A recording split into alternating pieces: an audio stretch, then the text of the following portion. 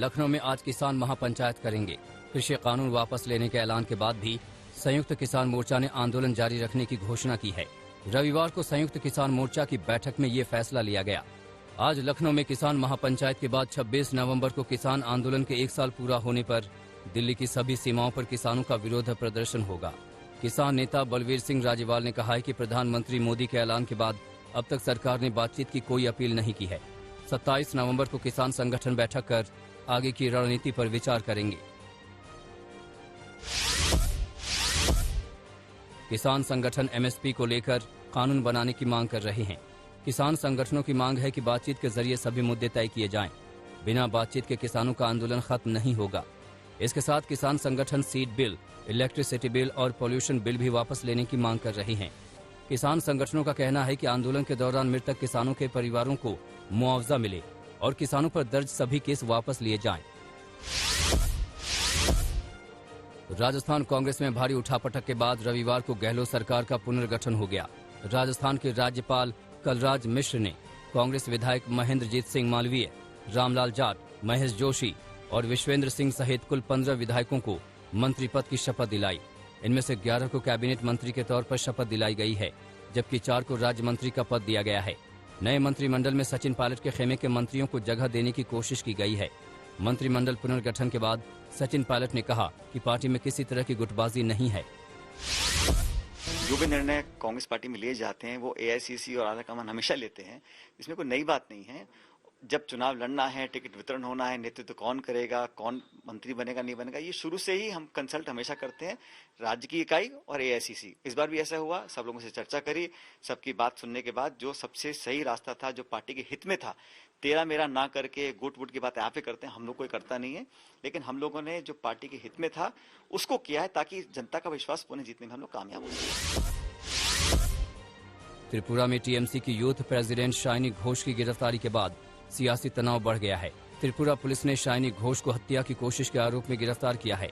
Shiny Ghosh की गिरफ्तारी के बाद टीएमसी के नेता अभिषेक बनर्जी ने ट्वीट कर त्रिपुरा सरकार पर हमला बोला और कहा कि सरकार लगातार टीएमसी नेताओं पर हमला करा रही है। टीएमसी और बीजेपी कार्यकर्ताओं के बीच हाल ही में हुई झड़प के बाद से ही त्रिपुरा में तनाव जारी है। राजधानी में प्रदूषण को देखते हुए दिल्ली के सभी स्कूल अगले आदेश तक बंद रहेंगे। हालांकि इन दौरान ऑनलाइन क्लासेस जारी रहेंगी। पिछले हफ्ते हवा में फैले प्रदूषण को देखते हुए सुप्रीम कोर्ट के निर्देश के बाद राजधानी के सभी स्कूल कॉलेज बंद कर दिए गए थे।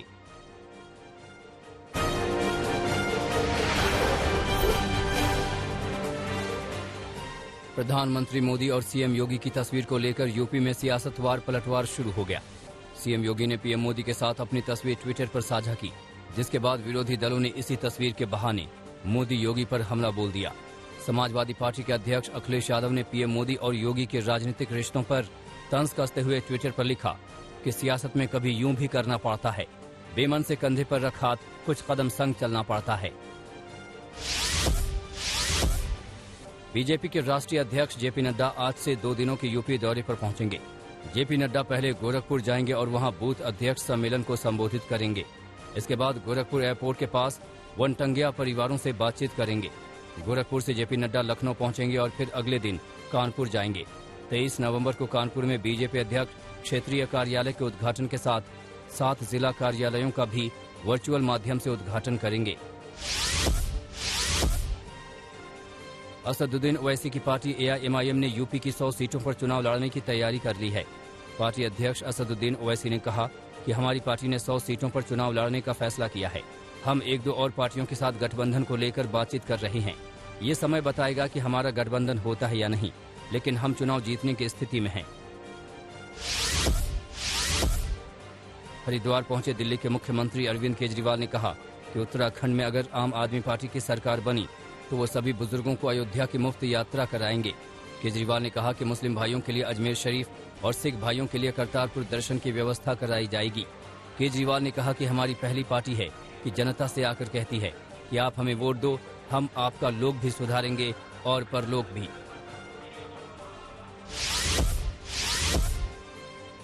दिल्ली के मुख्यमंत्री अरविंद केजरीवाल आज से 2 दिनों के दौरे पर पंजाब पहुंचेंगे। पंजाब के मोगा में अरविंद केजरीवाल कई वादों के ऐलान के साथ पार्टी के मिशन पंजाब की शुरुआत करेंगे। इसके बाद केजरीवाल लुधियाना में पार्टी कार्यकर्ताओं की बैठक में हिस्सा लेंगे। 23 नवंबर को केजरीवाल अमृतसर जाएंगे और पार्टी के कार्यक्रम में शामिल होंगे।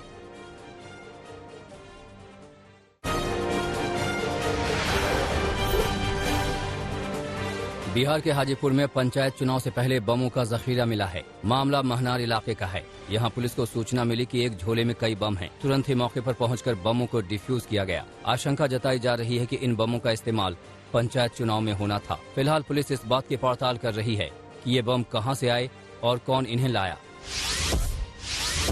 उत्तर प्रदेश के पीलीभीत में पुलिस ने छात्रा के साथ गैंग रेप और हत्या के मामले का खुलासा कर दिया। मामला थाना बरखेड़ा क्षेत्र का था। पुलिस ने इस मामले में अभी छात्रा के प्रेमी को गिरफ्तार किया है। जानकारी के मुताबिक इसी ने अपराध की साजिश रची और रेप के बाद हत्या की। पुलिस जांच में जुटी है कि आरोपी के साथ और कौन कौन है। फरीदाबाद के आदर्श नगर स्थित एक नर्सिंग होम में अवैध तरीके से गर्भपात कराने वाले 3 आरोपियों को पुलिस ने गिरफ्तार किया है। जानकारी के मुताबिक स्वास्थ्य विभाग की टीम को इस नर्सिंग होम पर शक था और उन्होंने बाकायदा प्लान के साथ छापेमारी को अंजाम दिया।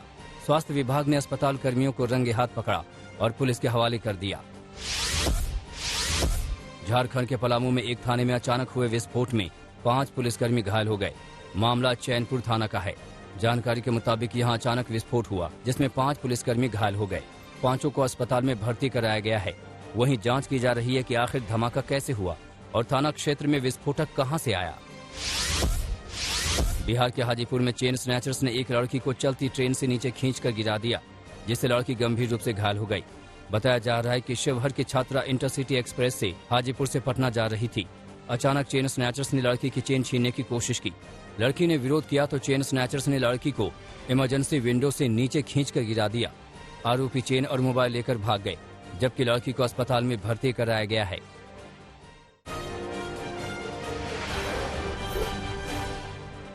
द्रविड़ और रोहित की जोड़ी ने क्लीन स्वीप के साथ शुरुआत की। कोलकाता T20 जीतकर टीम इंडिया ने न्यूजीलैंड को T20 सीरीज में 3-0 से मात दे दी। कल खेले गए आखिरी T20 में भारत ने न्यूजीलैंड को 73 रनों से हरा दिया। जीत के हीरो कप्तान रोहित शर्मा और सिर्फ 9 रन देकर 3 विकेट लेने वाले अक्षर पटेल रहे। अक्षर मैन ऑफ द मैच चुने गए, वहीं Rohit Sharma man of the series रहे। लगातार 2 मैच जीतकर सीरीज पहले ही अपने कब्जे में कर चुकी टीम इंडिया ने आखिरी मुकाबले में टॉस जीतकर पहले बैटिंग का फैसला किया, जबकि ये पता था कि सेकंड हाफ में ओस के बीच बॉलिंग करना आसान नहीं होगा। रोहित शर्मा का बल्ला फिर चला। उन्होंने 31 गेंदों में धमाकेदार 56 रनों की पारी खेली। ओपनिंग करने आए ईशान ने 21 गेंदों पर 29 रन बनाए। दोनों ने पावर प्ले में 69 रन जोड़कर एक अच्छा प्लेटफॉर्म तैयार किया। बीच के ओवर्स में थोड़ा ब्रेक लगा। श्रेयस अय्यर 25 रन और वेंकटेश अय्यर ने 20 रनों की पारी खेली। आखिर के ओवर में दीपक चाहर और हर्षल पटेल ने रनों की बरसात कर टीम के स्कोर को 184 रन तक पहुंचा दिया। जवाब में न्यूजीलैंड की पारी सिर्फ 111 रन ही बना पाई।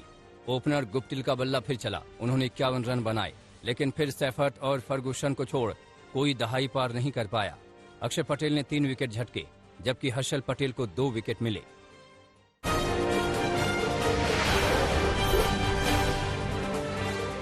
नीदरलैंड्स में कोरोना पाबंदियों के खिलाफ हो रहे प्रदर्शन में हिंसा भड़क उठी। 5 पुलिसकर्मी बुरी तरह घायल हो गए। पुलिस ने हिंसा फैलाने वाले 28 प्रदर्शनकारियों को गिरफ्तार किया है। रॉटरडम में 2 दिनों से कोरोना पाबंदियों के खिलाफ प्रदर्शन जारी है। बढ़ते कोरोना संक्रमण से जूझ रहे ब्रिटेन के स्वास्थ्य मंत्री साविद जाविद ने कहा, हर रोज करीब 4 लाख लोगों को कोरोना वैक्सीन की बूस्टर डोज दी जा रही है। जल्द ही महामारी से छुटकारा पा लेंगे। बेलारूस सीमा पर शरणार्थी संकट के बीच पोलैंड के पीएम मैटियस मोराविएकी ने अपनी चुप्पी तोड़ी। कहा, एक नए तरह के युद्ध से पोलैंड निपट रहा है। शरणार्थियों को हथियार की तरह इस्तेमाल किया जा रहा है। EU, नाटो और अमेरिका ने पोलैंड को सुरक्षा का आश्वासन दिया है। इजरायल फिलिस्तीन के बीच 4 दिनों के भीतर दूसरी बार हिंसा हुई है। फिलिस्तीन के एक हमलावर को इजरायली सुरक्षा बलों ने मार गिराया है। हमलावर ने एक व्यक्ति की जान ले ली थी। हमले में 3 लोग बुरी तरह जख्मी हुए थे। राजनीतिक संकट से जूझ रहे यूरोपियन यूनियन के सबसे गरीब देश बुल्गारिया में राष्ट्रपति चुनाव के लिए मतदान हुआ। दूसरे दौर के मतदान में 67 लाख मतदाताओं ने अपने वोट डाले। चुनाव में मौजूदा राष्ट्रपति रोमेन रादेव और सोफिया विश्वविद्यालय के प्रोफेसर अनास्तास गेटजिकोव के बीच कांटे की टक्कर है।